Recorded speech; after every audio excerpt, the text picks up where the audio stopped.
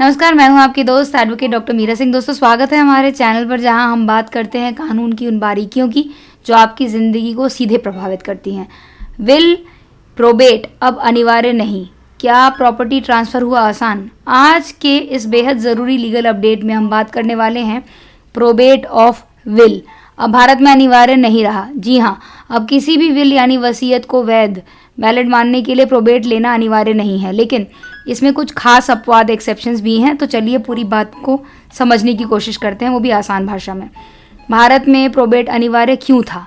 दोस्तों, अब आज हम जानेंगे कि प्रोबेट एक तरह का प्रिएम्प्टिव लीगल फिल्टर था, यानी वसीयत पर अमल करने से पहले कोर्ट ये चेक करती थी कि विल सही तरीके से बनाई गई है या नहीं, टेस्टेटर यानी वसीयत बनाने वाला व्यक्ति सही मानसिक स्थिति साउंड माइंड में था या नहीं, दस्तावेज असली है या नहीं, और गवाहियों अटेस्टेशन में कोई कमी तो नहीं।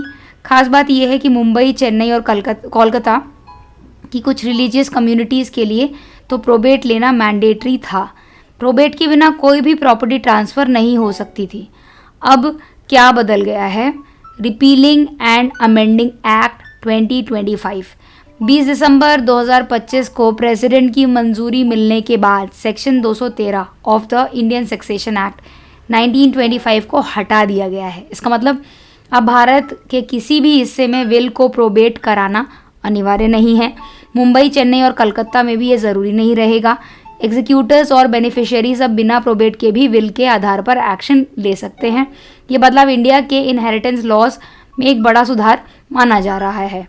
प्रोबेट क्या होता है, अब जानेंगे हम इसके बारे में। इंडियन सक्सेशन एक्ट की सेक्शन 2 सबसेक्शन F के अनुसार probate court certified copy of will plus grant of administration कहा जाता है, यानी कोर्ट विल को ऑथेंटिक मानकर एग्जीक्यूटर को एस्टेट संभालने के अधिकार पत्र अथॉरिटी देता है।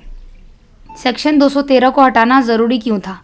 पुराने सिस्टम में विल की एनफोर्सेबिलिटी कई फैक्टर पर निर्भर करती है, जैसे कि विल किसने बनाई, किस कम्युनिटी से है, किस शहर में विल बनाई गई, प्रॉपर्टी किस शहर में है। एक ही तरह की दो फैमिलीज़ के लिए इनहेरिटेंस प्रोसेस बिल्कुल अलग हो जाता था।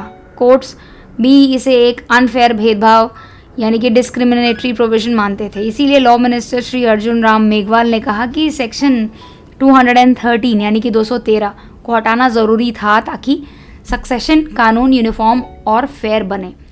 अब से क्या होगा? आसान इनहेरिटेंस होगी। अनकंटेस्टेड केसेस में समय, पैसा और मेहनत तीनों बचेंगे। प्रोबेट अब ऑप्शनल है, मैंडेटरी नहीं है, लेकिन ज़रूरत पड़ने पर लिया जा सकता है।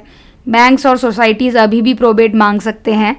प्रैक्टिकली बैंक, हाउसिंग सोसाइटी या रजिस्ट्रार अपने प्रोटेक्शन के लिए अब भी प्रोबेट मांग सकते हैं, क्योंकि प्रोबेट उन्हें फ्यूचर डिस्प्यूट से बचाता है। अनप्रोबेटेड विल पर एक्शन लेने से उन्हें रिस्क लगता है, इसीलिए कानून बदल गया है, लेकिन ग्राउंड लेवल प्रैक्टिस एकदम से नहीं बदलेगी।